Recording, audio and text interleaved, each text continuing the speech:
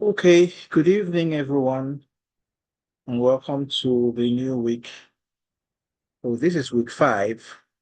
So just a moment, I need to edit this.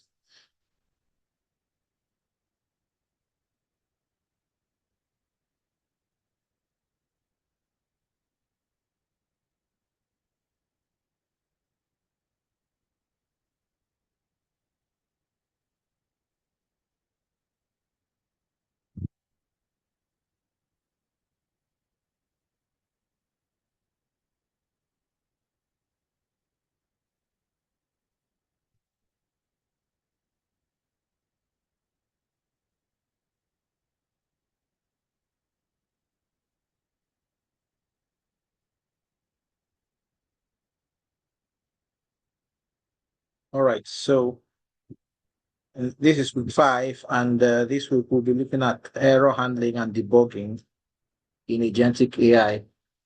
Essentially, we're looking at how to make your agents resilient and robust. That's the essence of what we'll be covering this week. And as usual, we'll start with a recap of what we did last week, which was function calling and structured LM responses. So here I'll ask, like I usually do at the beginning of every class, is there anyone who would like to give us a recap of what we talked about last week?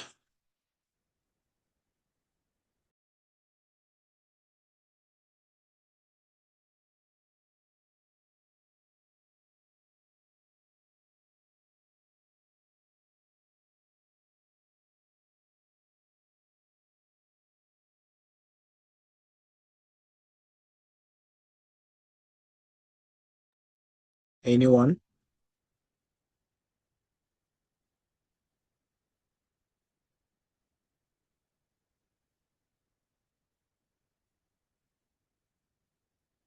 You can just talk about, you can choose one aspect of it and talk about it, if even if not the entire thing.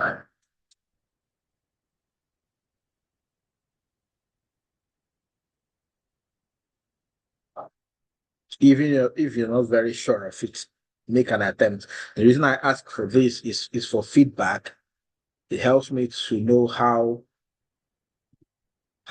much we have understood what we already covered, because what each class we build on the previous material.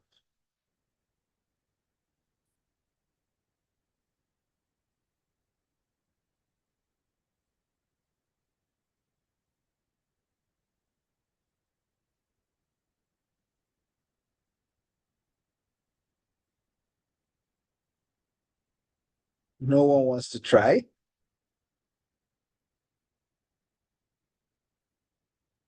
Am I even audible? Yes, sir. You are. Why are we scared of trying?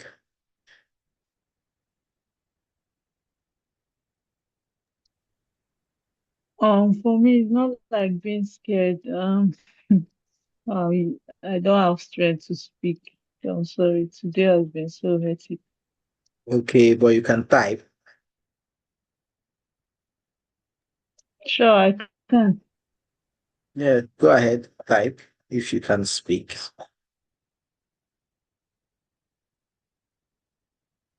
While we're waiting for her to type, could one person try? Try and give Okay, a sir. recap of what Let we did me last week. let me try, sir. Okay, please go ahead. Yes, sir.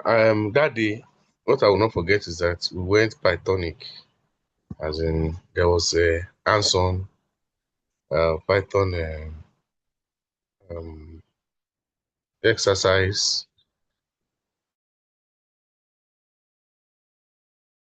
where we had a number of functions. The code snippets, so it's more than a snippet. The code that he gave to us, the notebook, had a number of functions.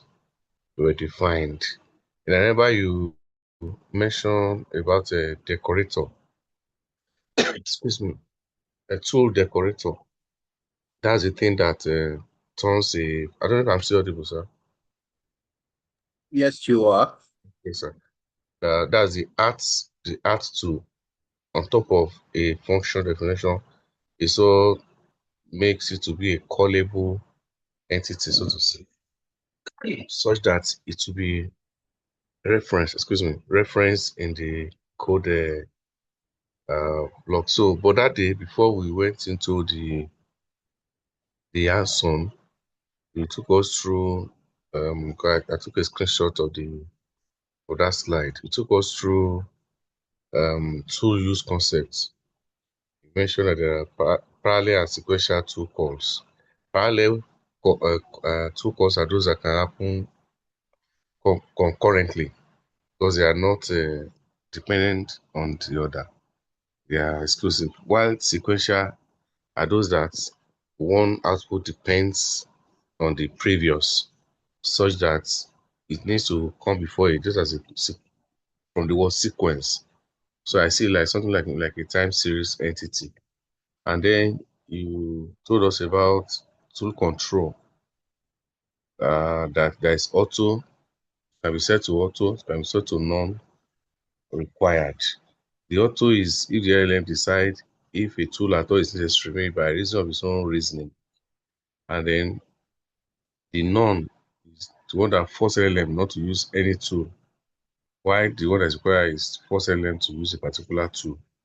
And then the last bullet there is tool orchestration frameworks, like a review of what we did previously. Llama Index, and launching. These are the few I can say, sir. Yeah, that's very good. That's very good. That's essentially really a synopsis of what we did, except for saying what tools or functions, what function calling is, and the what you should look out for, and what you should target when you're defining the function. Apart from that, you covered everything we did in the class, and that's very good.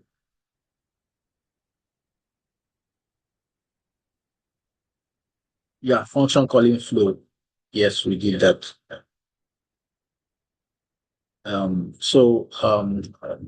I just want to add, please try between our classes, the days we're not meeting, try to play around with code, try to think of something or build something. Just try because it's um it's by doing that you get to have this at your fingertips. Just build. Just build.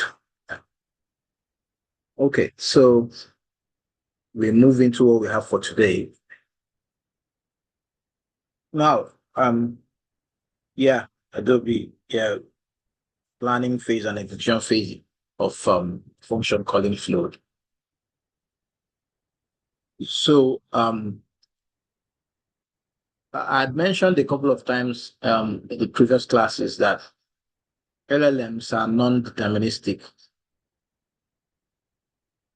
For there's no guarantee that for a specific input you're going to get this. That each time you give a specific input to the LLM, it will always give you the same output. There's no guarantee.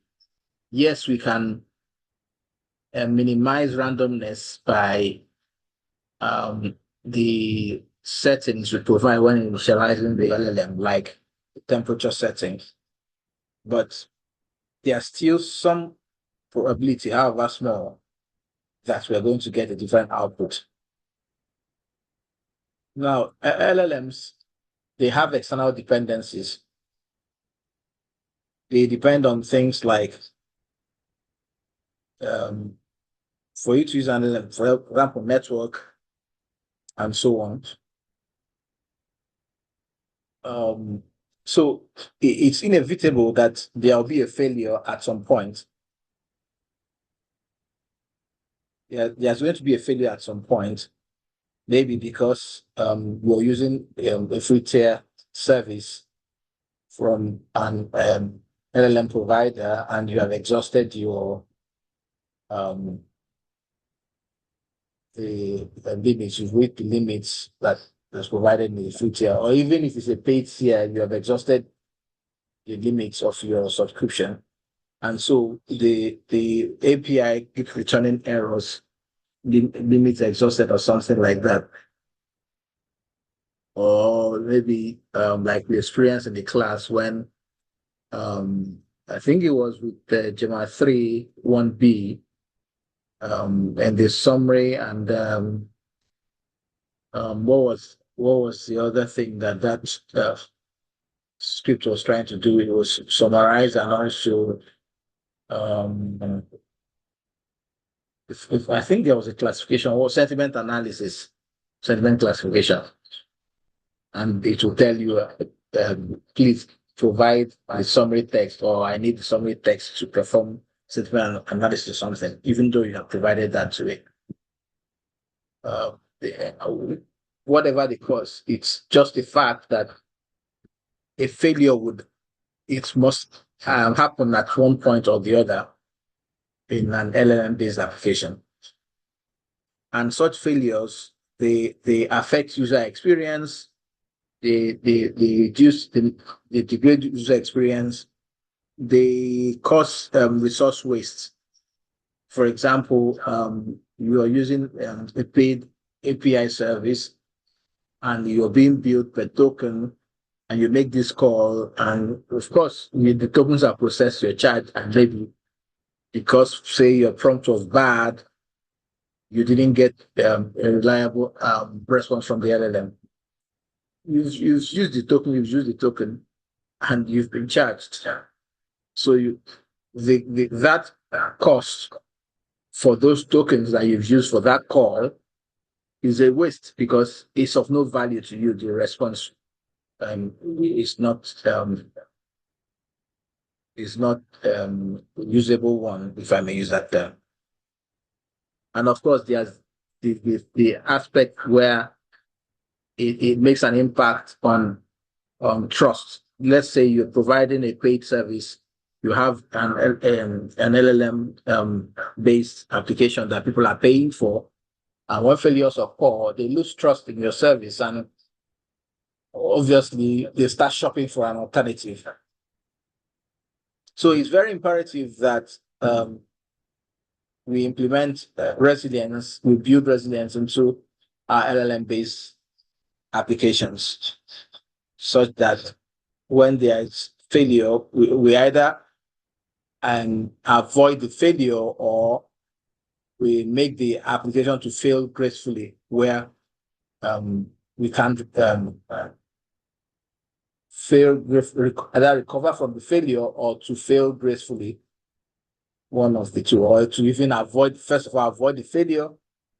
Where you can't avoid it, you recover from the failure, and that recovery could be with graceful failure. Instead of just abandoning, you provide some minimal service that you can, despite that failure. Any question before we jump into the water?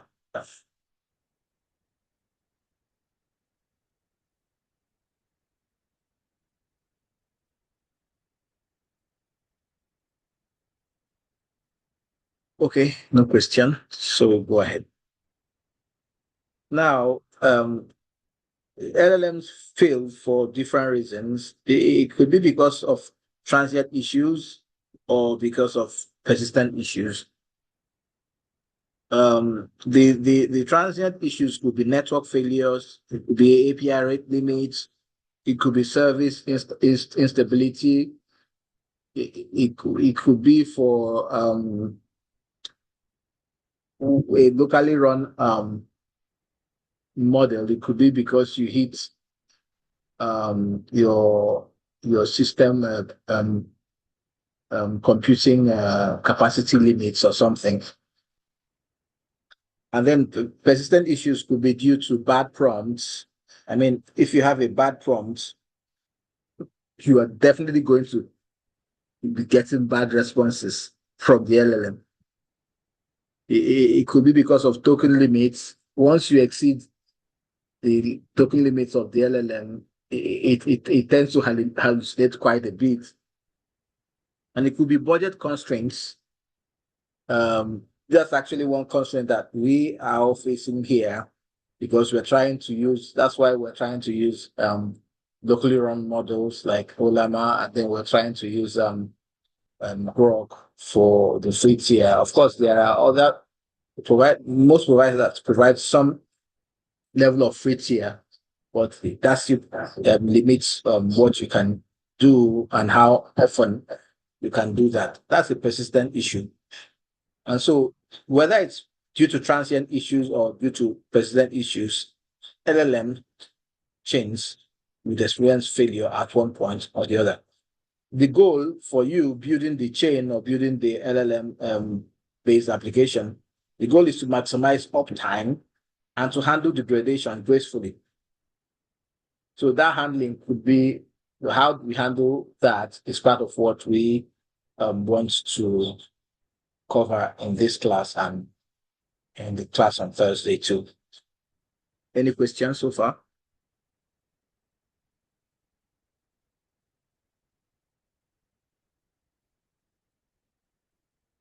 Okay, so we continue. Now, how do we handle these failures? One strategy is retries, and retries are particularly useful for handling transient errors, transient failures. A retry is essentially that you perform some operation and it was not successful. So you attempt performing that same, okay, not that you actually perform, you attempt performing it, because you can't say you perform the operation if it's not successful. You try to perform an operation and it's not successful. So you attempt performing it once again, you reattempt it, it's that same operation. But of course, you should have a brief pause before the reattempt. And if it still fails again, you could also pause again and then reattempt. Of course, nothing stops me from reattempting immediately the failure occurs, but that's really a very bad strategy. One key concept, which is what I've hinted at when I said that it's a bad strategy to reattempt the operation immediately the failure occurs, is you need to have some sort of backup, right? And a good backup strategy is exponential backup. In exponential backup, for backup, you have some delay before you try that operation that failed. Now, in exponential backup, the delay increases exponentially. Let's say you try that operation, it fails on getting the notification of the failure. You wait for 1 second and then you retry it. That second try fails. Instead of waiting for another 1 second, you wait for 2 seconds. That fails. Instead of waiting for another 2 seconds, you wait for 4 seconds. It fails. You wait for 8 seconds. So the delay between retries increases exponentially. The reason is that exponential backup, it gives the failing service time to recover before you retry. Of course, the ideal thing is to be able to successfully complete that operation as soon as possible. But if you keep retrying without any delay, you create a retry storm, which would most likely make the issue worse, most likely will compound the issue. So exponential backup prevents that retry storm scenario, and Thereby, it allows this service or the system some time to recover before the retry. It's just like achieving a trade-off between retrying as soon as possible and also giving the system time to recover before the next retry. Question? Comment? Yes, I have a question, sir. Please go ahead. So, just like you told us the last time about types of tool, some can be parallel and sequential. In the case of sequential tool calls, now we have different functions we are calling that one of them happens to have this kind of retry. And how could that be handled such that the input expected from the LLM doesn't come due to retries? How can I do that, sir?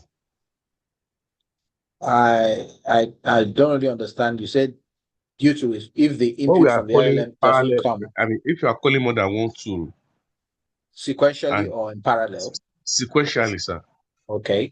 and that depends on the next, the input depends on, and it's a time bound thing. Okay. Would that not create a delay or a total cutoff if the retry doesn't bring the output on time or something? Well, if it's a time bound thing, the question is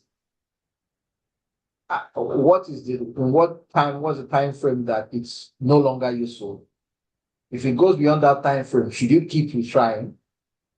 Does it make any sense to keep retrying if the expected output has become stale? So that's part of the thing you need to consider in how you handle that failure state. If you have tried, again, let's say it gets stale after 4 seconds or after 5 seconds, and you are implementing an exponential backoff. How many times can you retry? If you're using powers of 2, you can only retry twice. The first time after 1 second, the second one, let's say you get notification of the failure immediately. The second one after 2 seconds, that's 3 seconds gone. You don't have the next one will be after 4 seconds. That's about 7 seconds. And by then it has become stale. That means you can only retry twice. Keeping on trying to retry is just a waste of resources because if eventually succeeds at the third or fourth or fifth try, the data has become stale. So it's no longer of any value.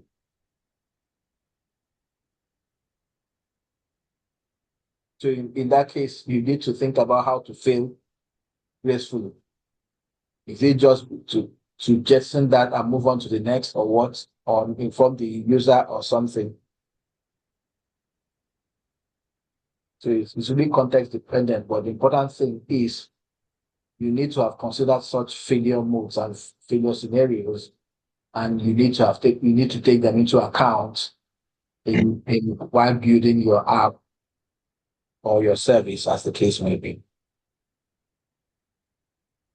All right, sir. Does that Thank you, sir. that's it? Okay. All right. Well, Yes, sir. Just an additional thought, sir.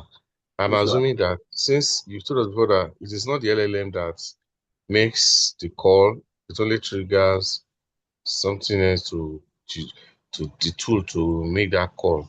So I believe the response will come to the LLM. Am I correct, sir? Even if it's not the one that made the call. So what I'm actually thinking is that Your environment executes the. So if you remember the workflow we talked about last week, and which Adobe referred to in our message, when the LLM makes the tool call request, yes, sir. your environment, your code passes that tool call request and calls the tool. The tool, if it's a tool that provides an output, it provides its output, and your code takes that output and passes it back to the LLM for the LLM to now take it, and based on that response from the tool, it decides what next to do. If the intent has been achieved, it just provides the response to the user based on what prompt has. Well, if the intent has not been achieved, it infers that it needs to make another tool call. It will also make another tool call request, which your code should pass and execute the corresponding tool and so on.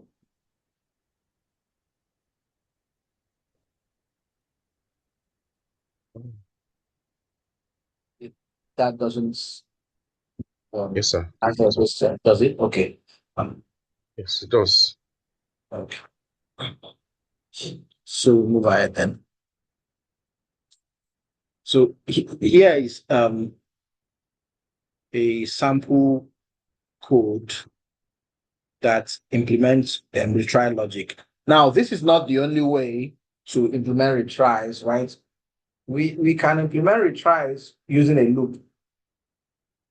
So we just say use a traditional loop with a counter for number of retries, and then you implement a backoff.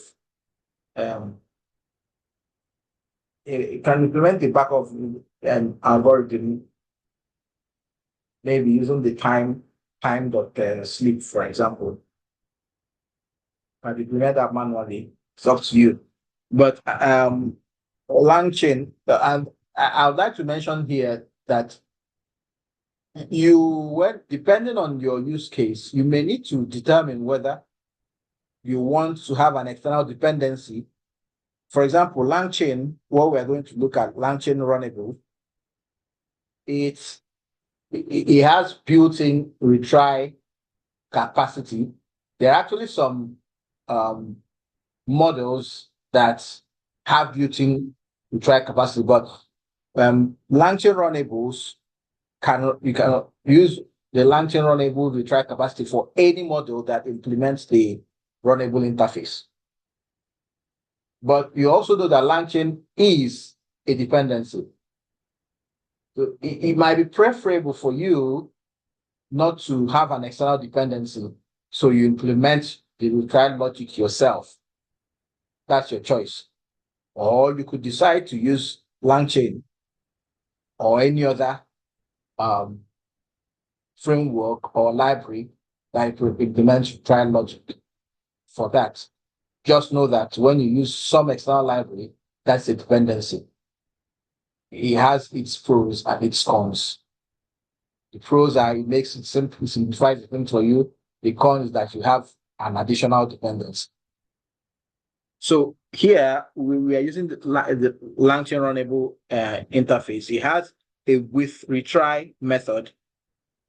So essentially, Chat Olama it implements the runnable interface. Any base chat model implements the runnable interface.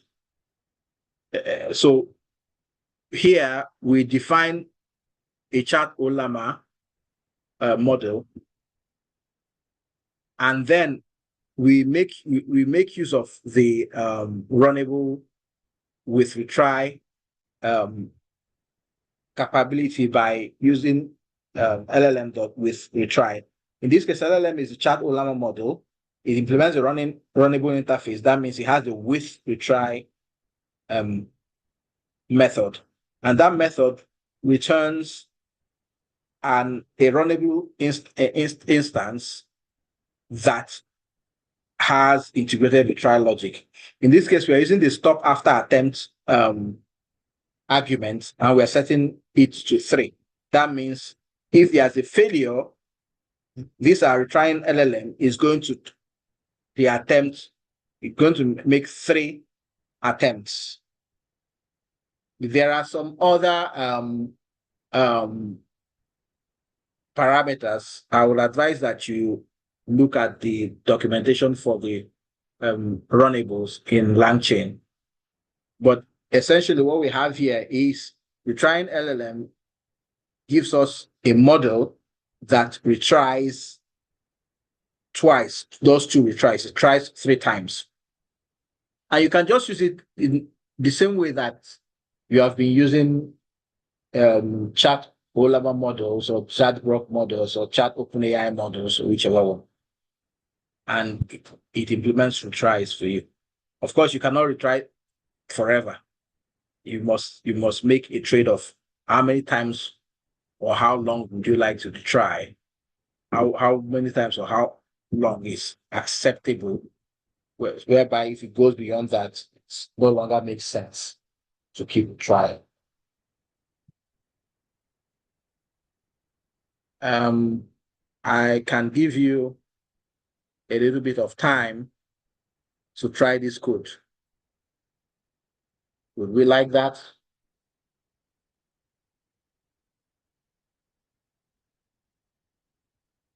Yes, On sir. collab, sir. Yeah, if you want on collab, but if you're on collab, I suggest you use Langchain Grok, because if you're using Langchain Olama, you will need to first install Olama. So just use Langchain Grok. All you need to install is Langchain Grok, So, sir, and please, you go ahead. this AI Perplexity, does it have a chat element too that can be used? I don't know whether Perplexity has an integration with Langchain. I don't know.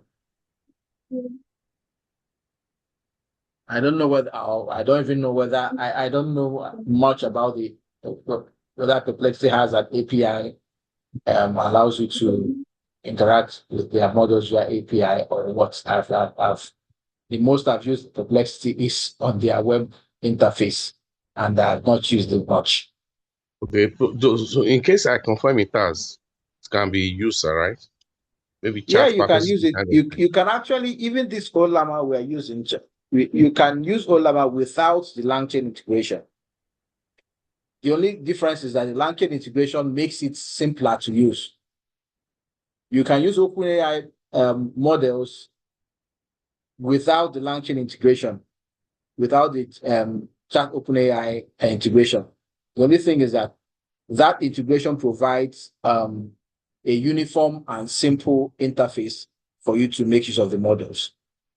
So not any model that implements the base chat model or the base model interface actually must not just be base chat model. The base model interface can use it. All right. Thank you, sir. Okay, well.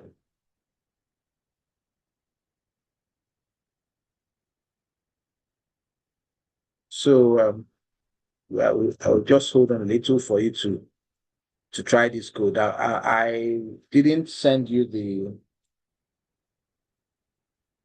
I am unable to send you the code right now, but I mean it's just a few lines. You can just type it out. The next one we're going to look at, I would have to send you that because that one is a bit more involved.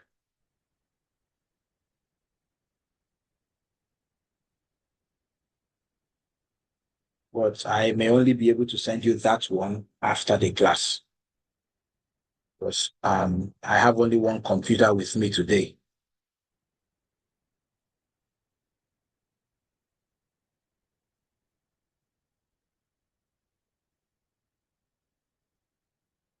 Yeah, I can share this one with you too, but that would have to be after the class.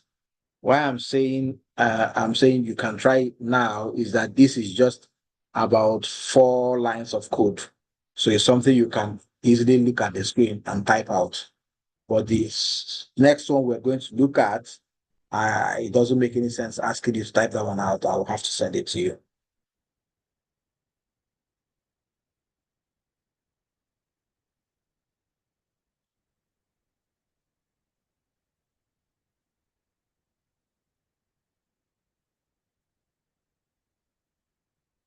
So once you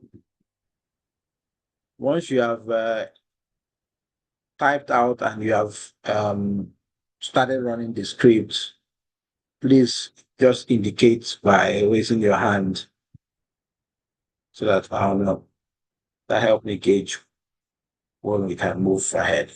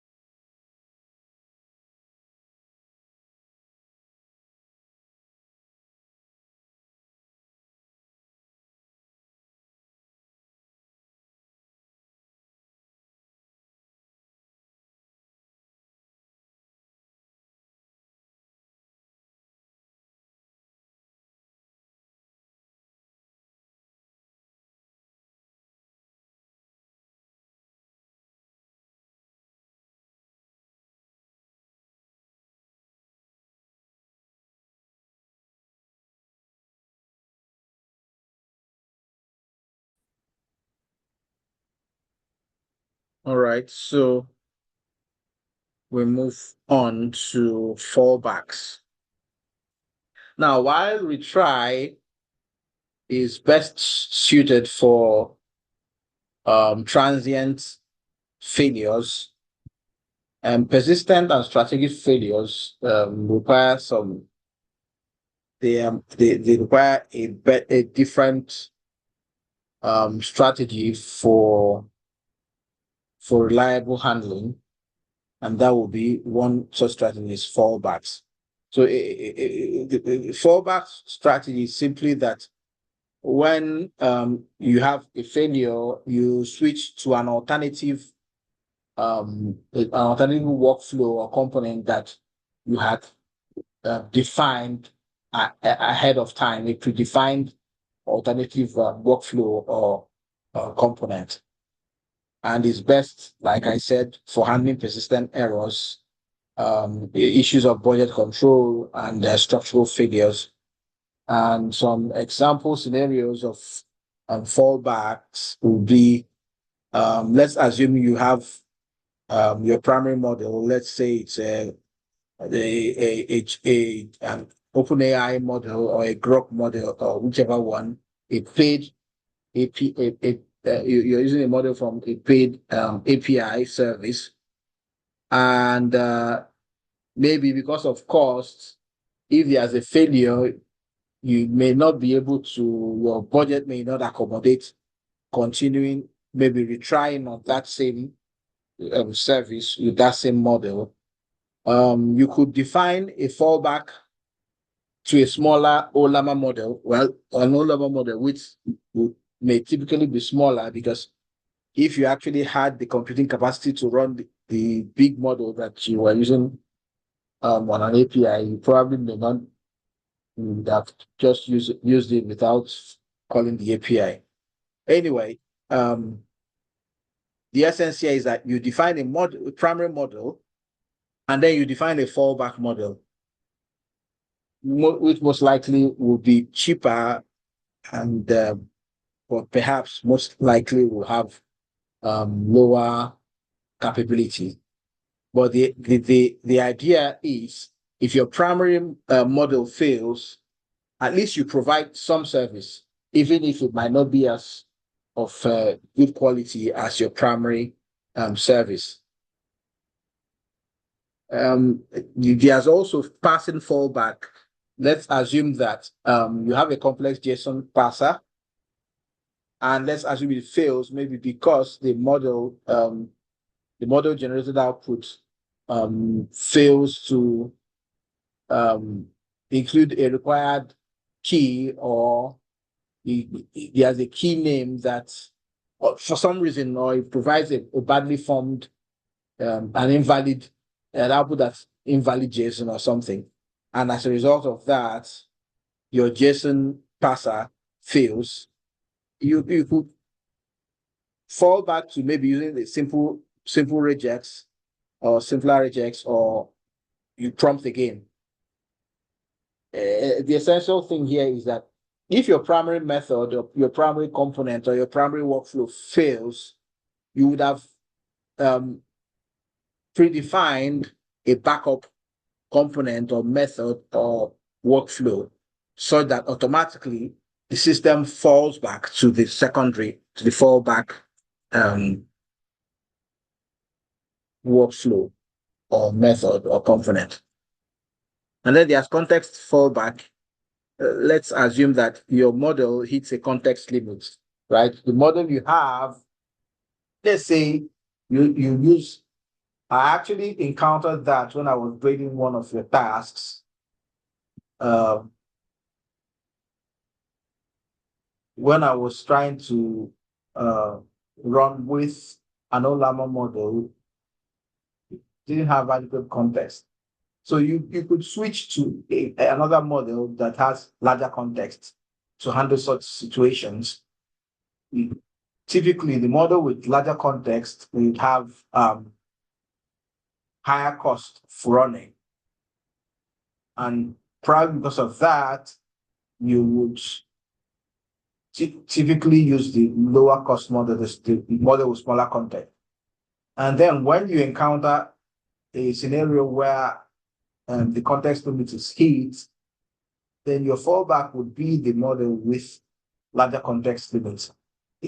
Even our overall workflow for this training, yes, even though it's not automatically, but we have it. We have the idea was use OLAMA models because they are locally hosted. There's no cost in using them. There's no limits in terms of requests per minute or per second, tokens per minute per second. The only limits are the capabilities of the model. But then we also provided a backup, a fallback being Grok, such that where we meet a workflow that needs a more capable model than what we would typically be able to run locally with Olama, we fall back, even though that would be a manual fallback to using a Grok model. Any question?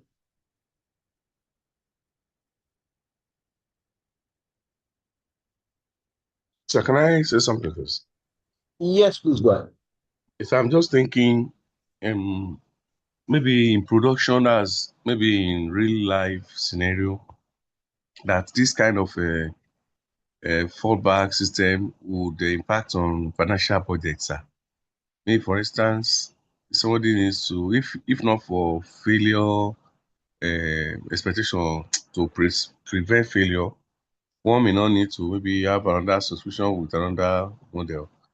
But because of this scenario, to handle persistent failure, one would therefore need to have a subscription on standby. And Yeah. if Okay, the go error is ahead. persistent, as in the definition, why not then is it possible to think of a different methodology altogether? Because by the word persistent, of course, I know what you listed for us are a persistent. The things that fall under persistent failures are different from the intermediate or not regular thing.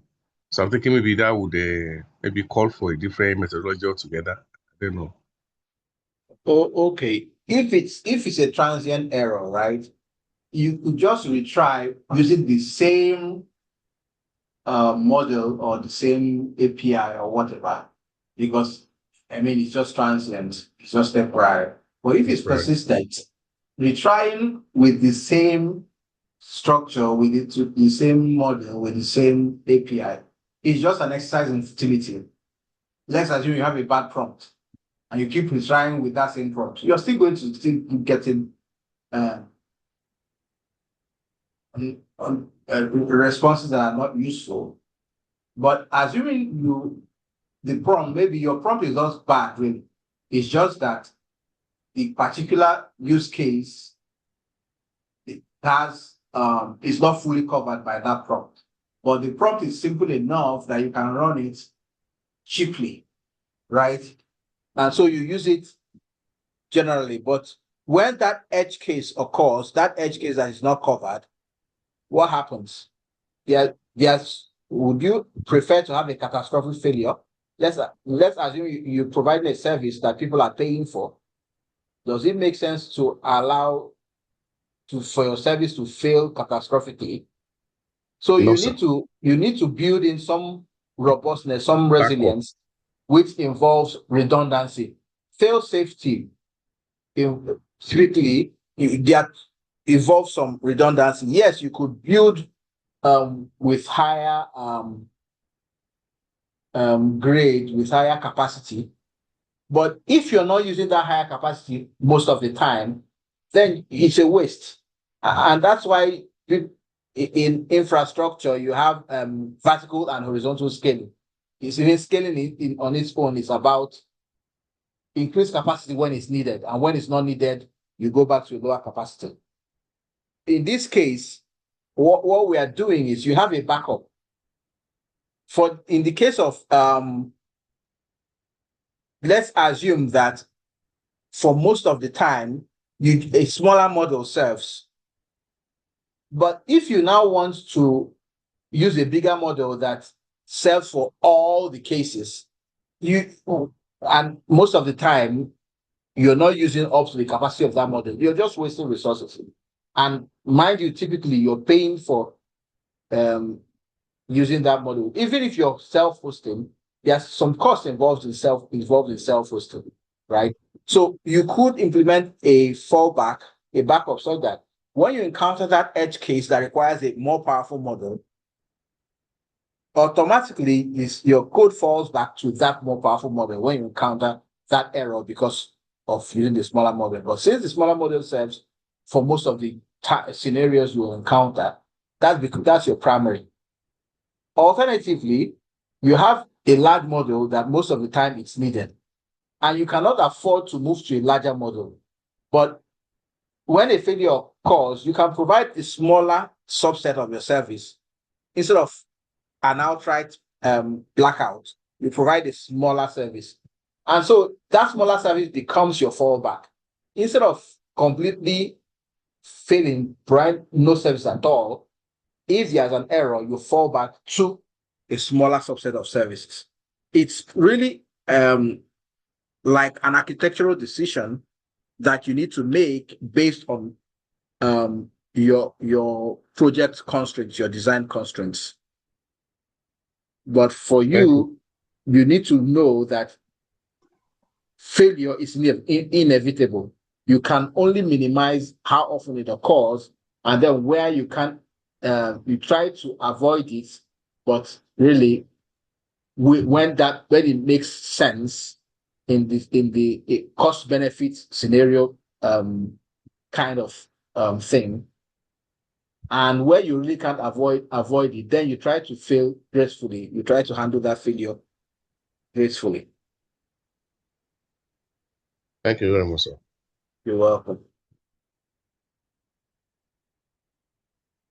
And so here is a code sample that implements fallback. This is still using the LangChain runnable interface. You could implement your own fallback algorithm, your own custom algorithm, where you don't want to have an additional dependency on LangChain. So here we have a primary and fallback LLM. The primary LLM in this case is ChatPro, running GPT OSS 120B. Let's assume that you hit an API limit. You want to be able to fall back to Chat Olama running. In this case, I used Gemma 3 1B, which is the difference is quite significant between the two models, but I did that intentionally.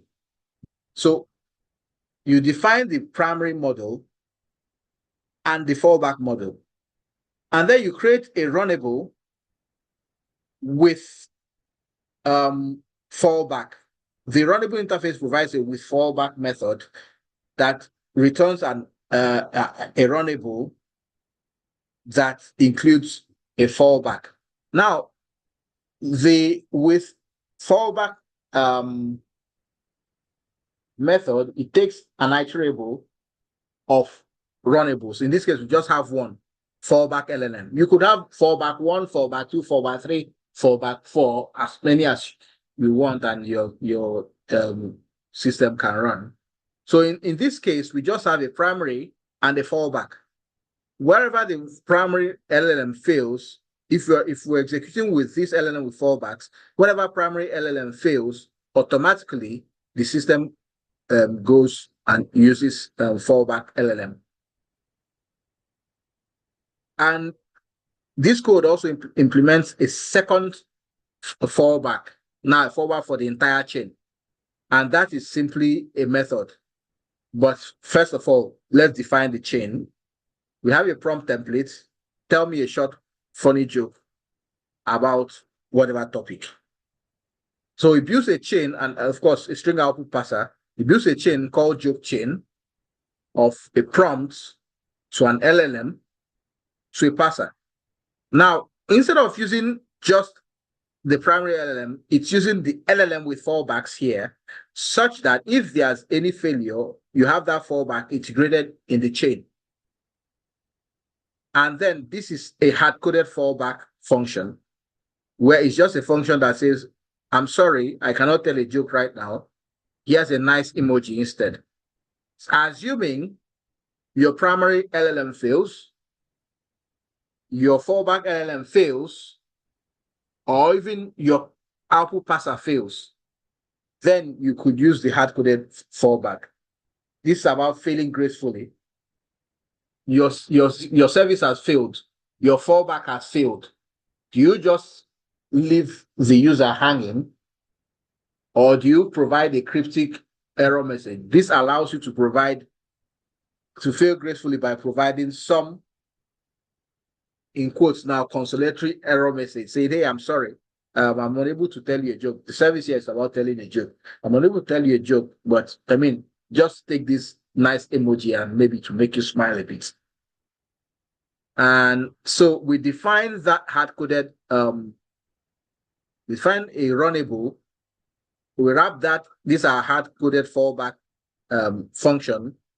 We wrap it in a runnable using runnable lambda so that it becomes a runnable. And so it can serve as a fallback.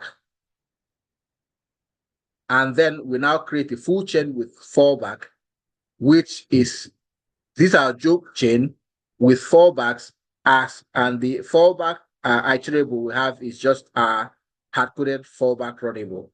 This. So we now have two different fallbacks here. We have the fallback in the LLM, where we have our primary LLM and our fallback LLM as backup. And then for the entire chain, we have this our joke chain comprising the prompt to the LLM with fallbacks and the output parser. And then the fallback for it is our hard-coded fallback, which just says, I'm sorry, my joke capabilities are not available right now, but hey, here's a nice emoji. Maybe you will smile or something. And so for your system, in this case, for the service to completely fail, it means primary LLM has failed, secondary LLM has failed, and hard-coded fallback has failed. But in this case, the hard-coded fallback will never fail, except the infrastructure running your system fails, or maybe network connectivity to your service has failed. But in terms of software, your system can never completely fail. At least you have a last resort graceful failure. As a last resort, you fail gracefully, apologizing to the user and offering a little flower of an emoji. Any question? Any question or comment? I'm going to send you this code. Yes, Adobe, go ahead. I'll send you this code in the Discord channel after the class so that you can try. Please try to run the code. Try to play around with it.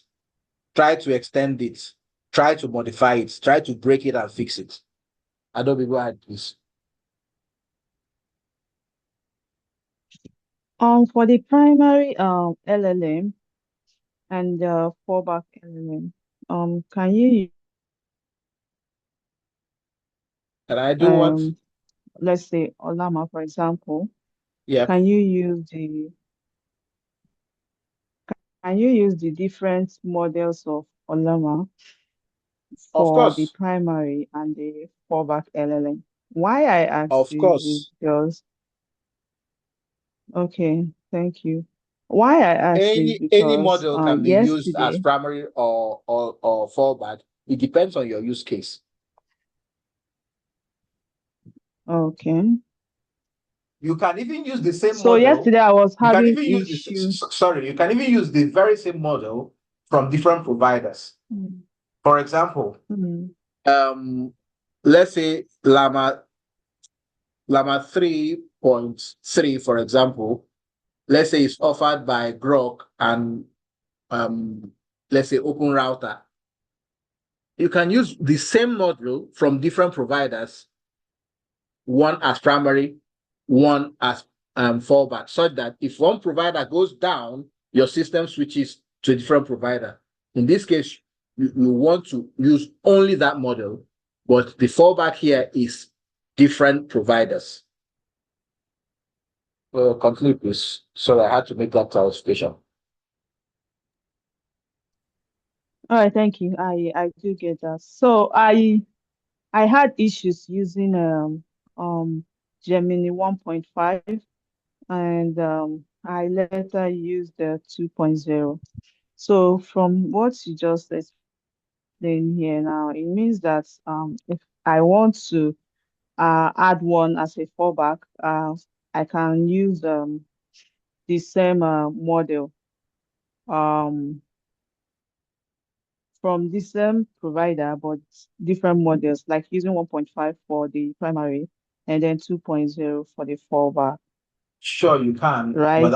I'm wondering why you want to use Uh, 1.5 as primary and 2.0 as fallback. Does 1.5 provide more? Do you have more generous? What's the term? Do you have more generous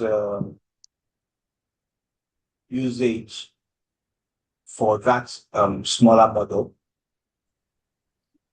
Actually, it didn't work. It did not work at all. I was having error. But So if it's initially, not I working, didn't you know shouldn't. that If it's was not where the working at error all, it was shouldn't coming be in from. your chain in any way. I think so. If it's not working at all, you So should what not have we it in your chain at all. Of course, you should try to what resolve you just whatever did, the issue what is. you just explained now, yeah. So what you just did now, like, provided more clarity. So the experience I had that yesterday. Yeah, Okay. thank you. You're welcome. Someone else was raising their hand. I don't know, was it Daniel or Kenneth? I don't remember who exactly. Yeah, Kenneth, go ahead, please.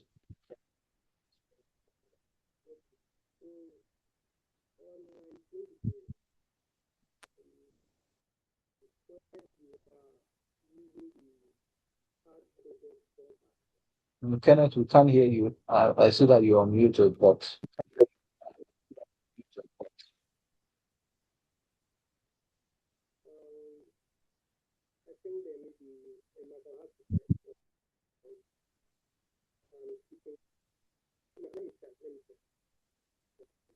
okay, and good chat. Yes, so I think we're saying she can't hear you, Kenneth. I can't hear you either.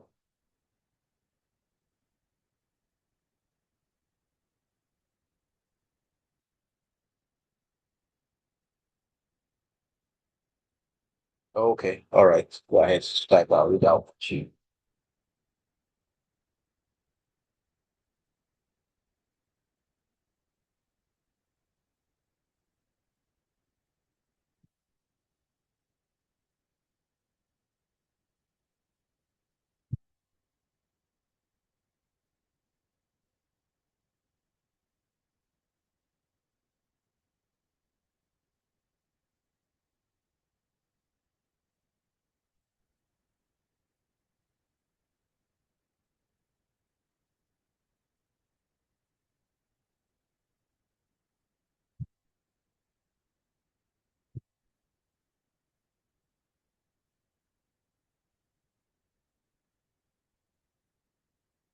So while we're waiting for Kenneth to type what you wanted to say, does anyone else have a question or comment? Because Yes, we've sir. essentially, okay, go ahead. Thank you, sir. I looked at the code here, sir, and I am just trying to. My question actually, before I will explain or rather say anything, is number one.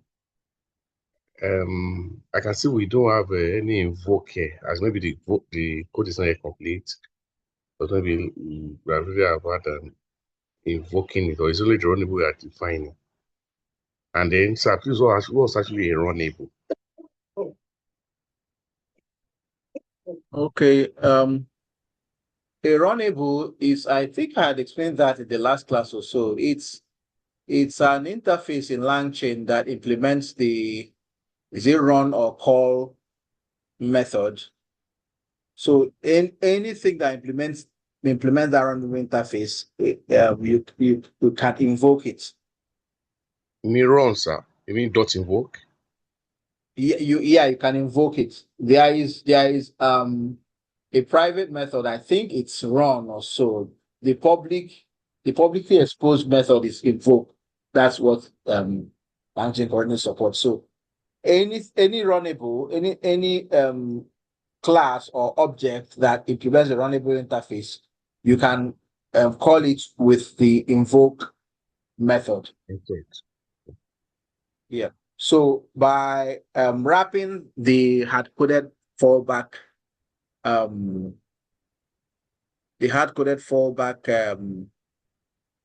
function, by wrapping it in runnable lambda, we've made it a runnable. And yeah, Kenneth was saying that the hard-coded fallback takes in a parameter, but when we were calling it on line 23, we do not have the argument for that. And he's asking the reason. Now it's part of a chain, right? It's the last element in the chain. Let's look at our chain. Our LLM models with primary LLM, fallback LLM, they take input parameters. Their invoke method takes in input parameters.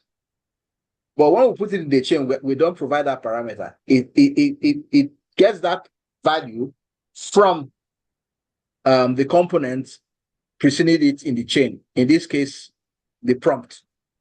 So whatever the output of the prompt is becomes the input to LLM with callbacks using this specific chain. Now the output parser also takes an input, but when we are calling it, we are not providing that input because that the value for the input is supplied from the output of LLM with callbacks. That's the same thing here with our what do we call it? Hard-coded fallback. Is the last component in the final chain now, the full chain with fallbacks. That hard-coded fallback runnable is the last component in that chain. And so we don't manually provide the value of the input parameter. That value is automatically supplied from the chain whenever that fallback is triggered. The chain will automatically supply the inputs to it. But of course, in this case, that input is like a dummy anyway. But we could have used that input in the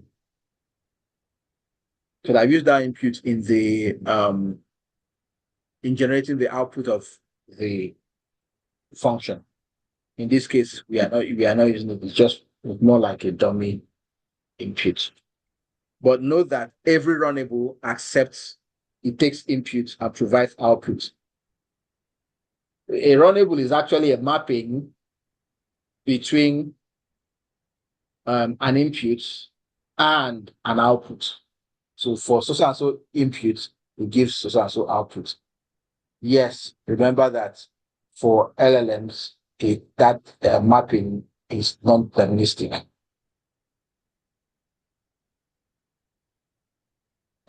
Any other question or comment? But first of all, does that adequately address your question, Kenneth? Okay, all right. So, like I was saying before, please try to run this code. I'm going to send it to you on the Discord. Try to run it. Try to extend it. Try to modify it. Try to break it and fix it and play around with it. Is there any other question or comment? If there's none, then we'll I just call want it. to ask, sir. Go ahead, please, Like sir. my question initially, do I know that this code is maybe let's say midpoint, or it's just a demonstration, it's not the end of the because we Okay, didn't that's get so you to. mentioned that it wasn't invoked. Yes, it wasn't invoked. I mean, I've run out of space to display that, but you can Okay, just it's the same way you invoke full chain with fallbacks dot invoke, and you provide a prompt. What does the prompt template expect? Topic. So whatever you provide, it could be, say you want a joke about oranges, so you can put oranges. It means the prompt becomes, tell me a short, funny joke about oranges. I mean, the same way you invoke any chain, that's the same way you invoke it. just part is prompted to it. It will just be full Yeah, chain with the prompt fallbacks, template is dots. already there. So you just need to provide, in this case, you just need to provide the value for topic. That placeholder in the prompt templates. That's all you need. Once you supply that and invoke Okay, it to run. okay, okay. Thank you, sir. You're welcome. So is there any further question? Any comments?